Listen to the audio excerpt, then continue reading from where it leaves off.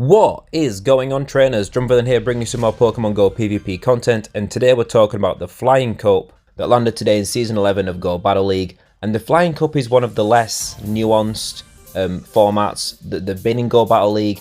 It's 1500 CP and only flying type Pokemon are allowed, and when you funnel down a meta that hard, you get quite a broken meta because you get a couple of Pokemon that really run away and are very hard to deal with. They're not easily shut down. So you end up with this very rock, paper, scissors-y style of meta because the Flying Cup, as you know if you played it before, when it's been here before, is dominated very heavily by Aerodactyl and Skarmory, and also Emolga, that because of its electric and flying typing dominates a lot of any other flying types that don't have the advantage of resisting electric damage or anything like that. And Aerodactyl focusing on rock type damage output, which means that nothing in the meta actually resists Aerodactyl's damage because nothing is immune to rock to offset the weakness that all the flying types will have to it. Everything's either weak or neutral to rock damage, so Aerodactyl's a very strong choice and generally runs away in most matchups. So the main thing I wanted to do was come up with a team that didn't use Skarmory, Aerodactyl or Emolga, that still functioned in the meta, could still hold its own, could still take wins, and just not use those top couple of Pokemon. Don't get me wrong, the rest of this team still involves very strong Pokemon. There's nothing crazy spicy in here, but it doesn't involve those top few Pokemon, and you might have some of these lying around if you don't have Aerodactyl or Emolga ready to use. So if you're new here, hi, thanks for checking me out. If you like what you see, consider subscribing, join the squad of absolute legends that are hanging out here on the regular. We're always talking about solid teams and strategies for climbing the rankings and hitting your Go Battle League goals, whether that's hitting Legend rank or just improving your game overall. And let's just jump straight into the team. I'm not going to waste your time too much today. The Flying Cup is all about speed. On the lead, we've got Mandibuzz. Mandibuzz is fantastically versatile, really bulky. It can put in serious work even in its losing matchups against things like Aerodactyl and Emolga, and even things like Articuno if you did happen to run into them, even though they're quite rare. On the safe swap position, we've got Altaria. The dragon damage output from Altaria is absolutely insane when there aren't its hardest counters floating around like Azumarill and Galarian Stunfisk. Skarmory does resist the dragon damage, but it's still a very, very neutral matchup between Altaria and Skarmory, so there's nothing to worry about there. And if you do bait out to Skarmory, it's good because it clears it out of the way for Gligar in the back, which is our hard answer to electric types. Being part ground and flying, it actually resists electric damage. It takes neutral from Aerodactyl rather than super effective, and can put in serious work in those matchups. So that's the squad. It's worth noting that this Gligar on the team is a purified Gligar, so it has access to return. If you don't have a purified Gligar, it doesn't matter honestly all that much. You might as well just run Night Slash. The other charge moves aren't really worth having. The point of return is that it's just a nice hard hitting charge move that can put a massive chunk of damage out if you happen to have the energy and the opponents are shields down.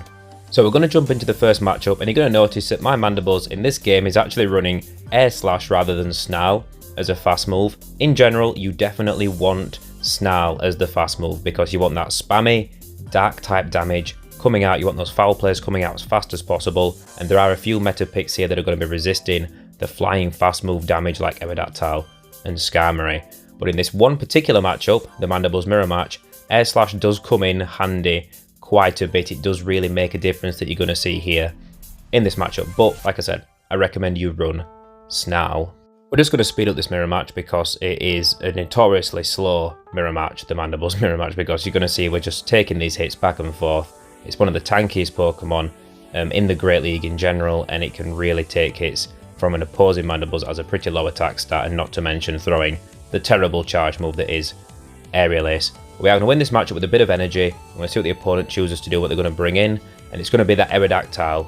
So we are going to get fan down before we make it to a charge move, but the Aerodactyl doesn't get much energy. So I'm going to bring in Gligar, and you can see how well Gligar can take this damage compared to other Pokemon in this meta. If you're used to seeing those Aerodactyls coming in and just really running away and absolutely smashing flyers to pieces, they're going to swap out to Skarmory, and we're just going to bring Altaria in. And like we said, we don't think this is a negative matchup. Some people will, if you swap out into your Altaria, bring in Skarmory specifically to meet it. And this isn't a bad thing because, as we said, Altaria can very easily flip this matchup if it wants to. Same as Skarmory can. It's really about who's willing to commit shields. If Skarmory gets a Brave Bird through, it will do big damage, but that's not often something you have to worry too much about them throwing because it will absolutely shred their defense. We're going to let Malteria go down. We're going to save shields for Gligar. We're going to shield up this move because although we're not weak to rock damage, it is neutral and it will still hit pretty hard those charge moves because Aerodactyl hits like an absolute truck. We're going to build straight up to 2 Night Slashers. This one might just finish off the Aerodactyl yet. We actually get the boost, but it is an unnecessary boost because the second Night Slash will take out the Skarmory anyway. We're going to take that win. GG. I do love how spammy Gligar is in this meta, only 5 wing attacks, so 10 turns to get to each Night Slash with the chance for that boost, so absolutely fantastic choice. Next matchup we've got an Emolga lead, pretty negative lead. Altaria takes neutral damage, Gligar takes resisted, so we're going to say swap Altaria and we pull out the Shadow Aerodactyl on the opposing team. And we're going to go for Moonblast, and you might wonder why. Really we're not going to get to a second charge move either way. So we figure we might as well just throw the Moonblast to take a chance on debuffing this Aerodactyl's attack. If it's a regular Aerodactyl and not a Shadow, you probably will make it to 2 Sky attacks if they do try and commit to a full farm down. Now, we do let the Rock Slide go through on Mandibuzz because we know it's locked against the Emolga anyway, and unfortunately we're not quite able to get the Snarl farm down, so we're just going to let Mandibuzz go down, entirely commit everything into 1 shield advantage Gligar, which is a little bit tough. It would have been nice if we'd have got the farm down and had been able to throw 1 foul play against something that came in afterwards. But really we should have to deal with Gligar. They've got a Skarmory in the back. This is a very tough situation for Gligar to deal with. It can handle Skarmory like very neutrally. Like they can kind of go toe to toe with each other, but it can't do that and an Aerodactyl at the same time. We get the boost, which is, we really do need the boost to even have a chance at this, but it is not going to be enough. We're not quite able to knock out the Emolga with the second Night Slash. Unfortunately, if we had have and we could have saved this shield, maybe there'd have been a slightly bigger chance, but honestly, probably not.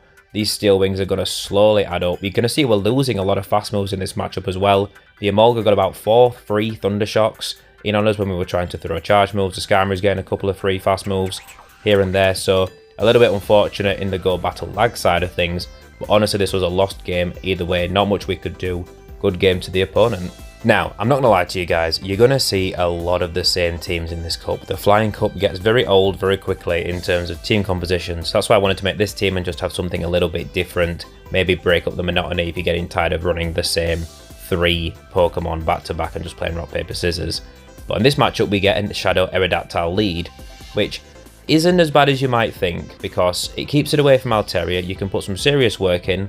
They do CMP tie with us on our second charge, which is a little unfortunate, but they've got Drifblim in the back, and Drifblim can do very, very well against both Gligar and Altaria because it's got that Icy Wind, which is double super effective against both of our Pokemon in the back. So ice damage is quite a serious core breaker for this team, and ice damage is quite rare to find in this cup because ice types like Articuno are double weak to Aerodactyl, they're weak to Skarmory, so really they struggle unless they get these good matchups. But when they are there, they do mess this team up, so if you're seeing ice types, this might not be the team for you.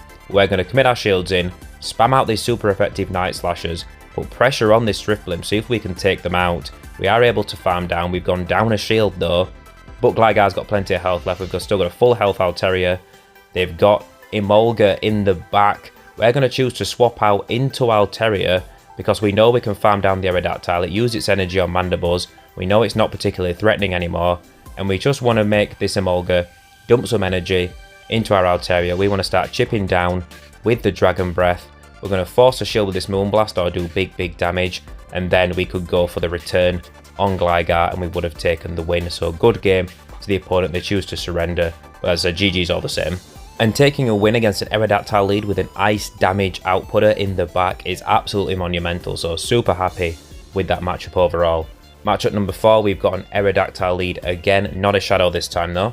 And what you're going to see with this team is that although it can kind of dance around the top meta, kind of okay and kind of hold its own, which is tough, like I said, in general, in the Flying Cup, because these top few Pokemon, there's a reason everybody's using them, they are incredibly dominant.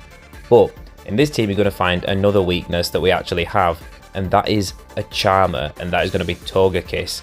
We try and make it to a move before we swap out to bank it. We're not able to get it, which is really unfortunate, because banking a foul play that can threaten the Aerodactyl for big damage if given the chance would have been very, very nice. but they have gone down 2 shields on their Aerodactyl. So we're going to bring in Gligar, we're going to build up some extra energy, and we're going to go straight for the return.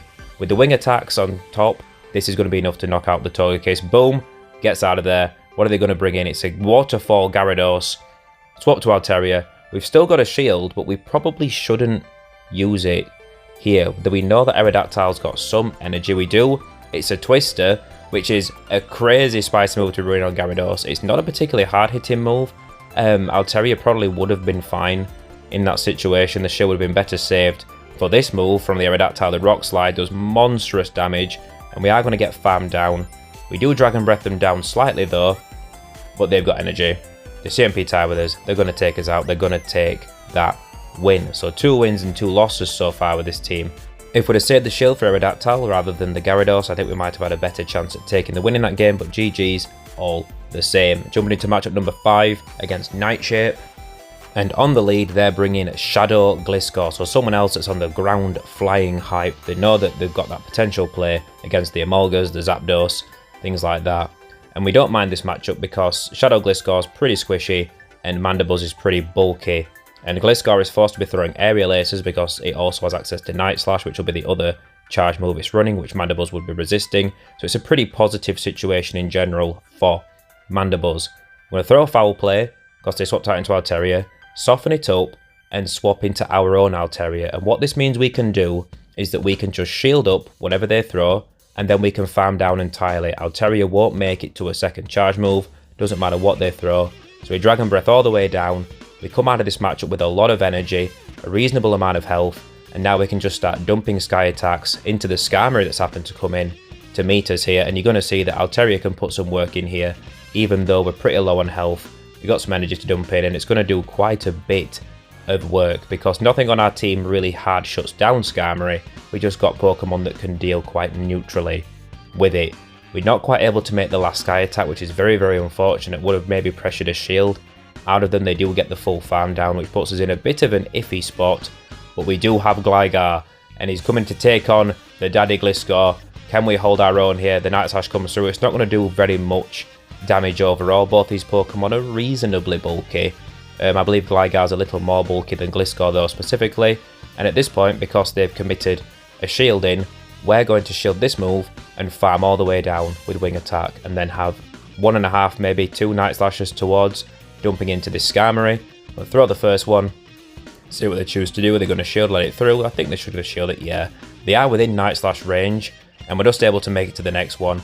This will take out the Skarmory, and it will give us that win.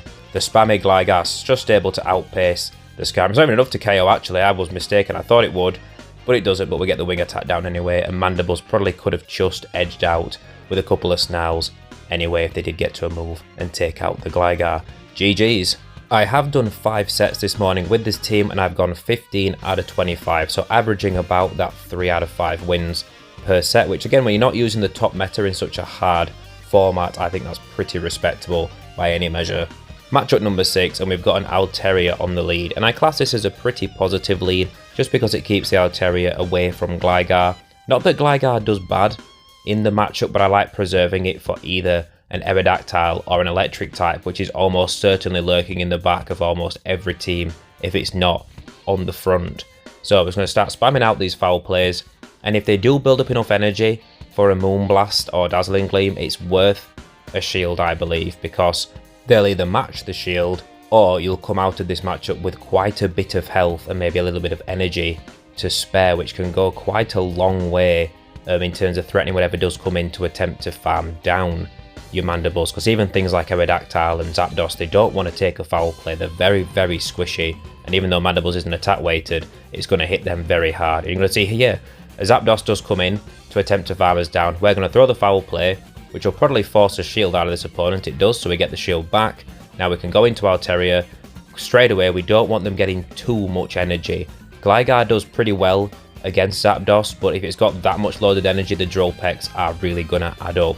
And we actually pull out a Drifblim, which we're very, very happy with, and we're going to shield this. They've thrown 7 hexes. I believe they have 2 Icy Winds here, but we want to either get this Sky attack off, but even if we didn't, if they had another Icy Wind ready, they threw it straight away, and even if it did take us out, we could have then farmed down the Gligar. We wouldn't have got debuffed because the Drifblim would have used all its energy on Altaria, and then we could have just started spamming Night Slashers into the Zapdos. We end up taking this matchup. We're now in the 0 shield. This Zapdos does have an energy advantage, but you're going to see it's not going to be enough. First Drill Peck comes through, doesn't quite do 50%, so this Zapdos needs to get to 3 Drill Pecks to take us out, and that's just not going to happen. The Night Slash does a respectable chunk, and even though the wing attacks are resisted, we are going to be able to take out this Zapdos just barely. It is going to be close. We actually get a bit of lag here. We get the weird bug where it sends through the charge move, it doesn't register, and then it re-comes through. We actually have, okay, 3 times, throwing 3 Drill Pecks. I don't know what's happening in this game, but it does not matter because we clear the debuffs on Altaria before by swapping it out, and the Dragon Best hit a lot harder, and we can just finish off the Zapdos before they farm us down. So good game all the same. Right, next matchup, Skarmory lead. Again, I class this as a positive lead. It keeps the Skarmory away from Gligar again and keeps it free to deal with something a little bit more suited to it, hopefully, in the back. And often when you see something like a Skarmory on the lead, there's a good chance the Pokemon in the back are the other hard meta picks for this cup, the things like the Emolga or the Aerodactyl or even the Zapdos. So we're going to let the first move go through. They haven't built up enough energy for a Brave Bird, I don't believe, at this point. So we're going to keep spamming out these foul plays. Actually, no, they definitely had enough energy for a Brave Bird there. So actually quite a lucky call on our part. And this is either going to take out the Skarmory or they're going to have to shield to preserve that energy they've got. They choose to let it go. They bring in an Altaria. And we're just going to stay in here because Mandibles can put in a reasonable amount of work. We are going to get farmed down, but we're going to get their Altaria into a much more friendly range to farm down with our Altaria.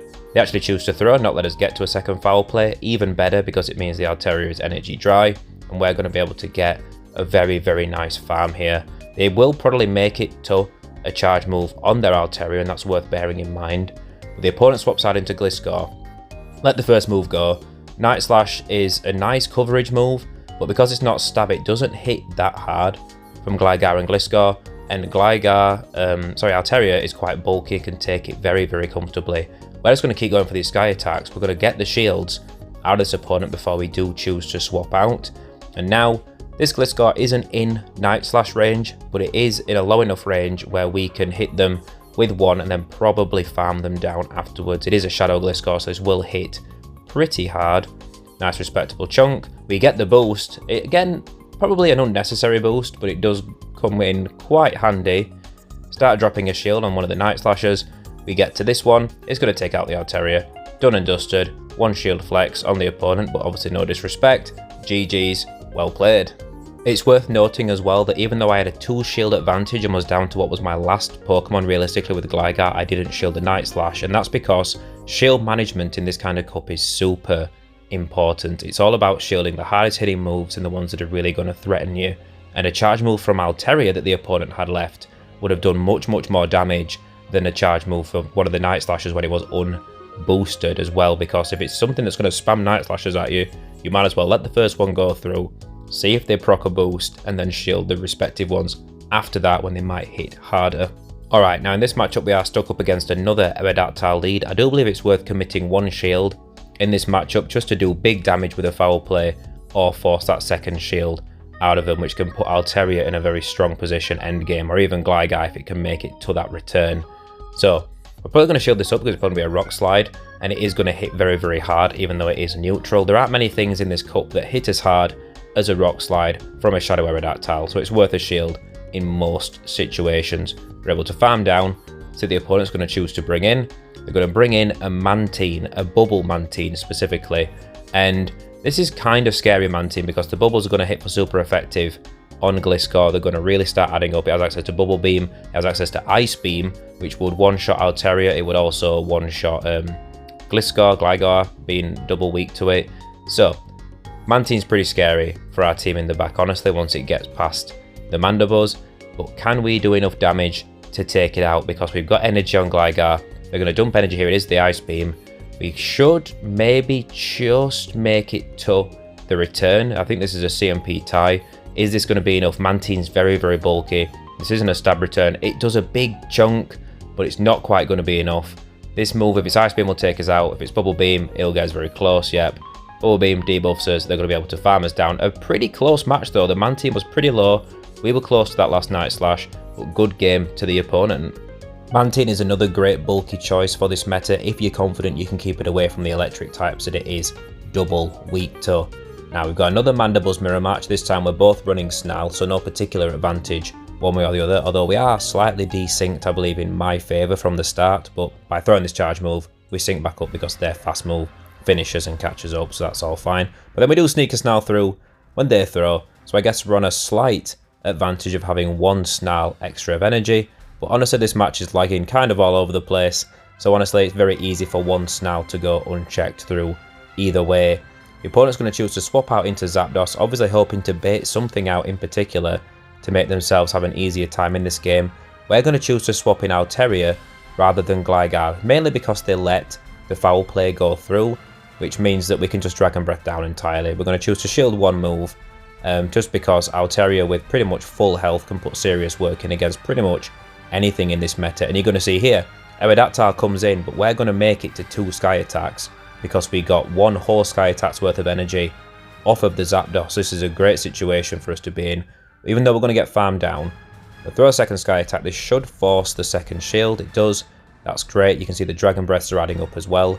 This Aerodactyl is loaded, but Gligar can comfortably survive one charge move from a Shadow Aerodactyl. Even if it's a Rock Slide, we can take it. But the reason we shield is the point we made earlier. Think about the hardest hitting charge moves left in the game. A Rock Slide and Ancient Power from that Shadow Aerodactyl would hit harder than 2 foul plays from this Mandibles, regardless of whether it's against Gligar or our Mandibles. The energy on Mandibles is not anywhere near as threatening as the Aerodactyl, so even though Gligar could have handled that situation anyway, it was worth using the shield, preserving some health and making sure that we can put more work in the end game. We stay in, we build up enough energy on Gligar to store another Night Slash, which will be enough to deal with the Aerodactyl if needs be. We build up extra energy on our Mandibles to make sure we can throw a move straight away at the Aerodactyl if it does swap back in. It's because we don't need to shield this, we can take another 2 aerial aces very, very comfortably here and not be taken out. They choose to swap out straight away, and we've got the energy ready. Just as we hoped, we can throw a foul play straight away, take out the Aerodactyl, and now this Mandibles has to dump energy into us to take us out. Even if they've got the energy, I don't think they actually have enough, so we can finish them off. But even if they did take out our Mandibles, we have the Night Slash left on Gligar to finish them off and take the win either way. So GG to the opponent, well played. It was a nice catch on the Mandibles, catching the Night Slash. It was well played, but it wasn't quite enough to flip it back in their favour. Alright, last matchup. I'm going to keep it nice and short for you guys today compared to usual. Shadow Zapdos lead. Awful lead. Swap straight to Altaria, see what the opponent chooses to do. They're going to bring in Skarmory, and like I've said, this is a pretty neutral matchup. There isn't really an advantage to be had either way in this game. Both Skarmory and Altaria do a lot of damage to each other. If you're happy to commit shields, Altaria can comfortably take this matchup because the Dragon Breath damage just adds up so much over time. But we're going to let this move go through. It's a Brave Bird, massive chunk, doesn't quite take us out. We're going to go for another Sky Attack, which will take them out if they don't shield, which is fantastic for us because it means we can line up Gligar with the Zapdos, which is a hugely advantageous matchup compared to having Mandibles lined up there. But now we're in a weird position. They've got Aerodactyl in the back. So Mandibles is basically dead weight against this team. It struggles against the Zapdos, it struggles against the Aerodactyl. So Gligar really is the win condition in this matchup. But also what we're conscious of is that Mandibles can put more work in against Zapdos than it can against Aerodactyl. So that's why we bring Gligar in specifically in this situation, because we can build up some excess energy. The Zapdos swaps in, we're going to stay in here now with Gligar because we're comfortable, we can force the last shield in this situation. Shield up a Thunderbolt, which is a crazy overuse of energy on the opponent's part. Maybe they're not running Drill Peck, but that is not the move you want to throw at a Gligar from a Shadow Zapdos. We take them out, we're going to get to another Night Slash against this Aerodactyl, and it won't be enough to take them out, but they might not know that. Aerodactyls generally have to shield everything. We get the shield, swap straight to Mandibles, because Mandibles, it's incredibly bulky. We can survive one Rock Slide, even from a Shadow Aerodactyl, even with this bit of damage, bang, few HP and a dream. We get the foul play off. This is going to be enough to take out the Aerodactyl and give us the win and give us the 4-1 set. GG. So as you guys can see, nice bulky team can put in a lot of work against various leads, including Aerodactyl leads. It's not the end of the world as you might expect looking at the lineup. Normally, it does have a pretty big weakness to ice types, so I did run into an Articuno which absolutely just swept through the full team. So if you're seeing ice, stay away from this team. But I'm not seeing much ice at all. I don't think you guys are going to see much ice because it's got so much to worry about in the meta. Let me know what you guys think of the team down below. Like I said, if you're new here, consider subscribing. If you've enjoyed the video, hit the like button and I will catch all of you absolute legends next time.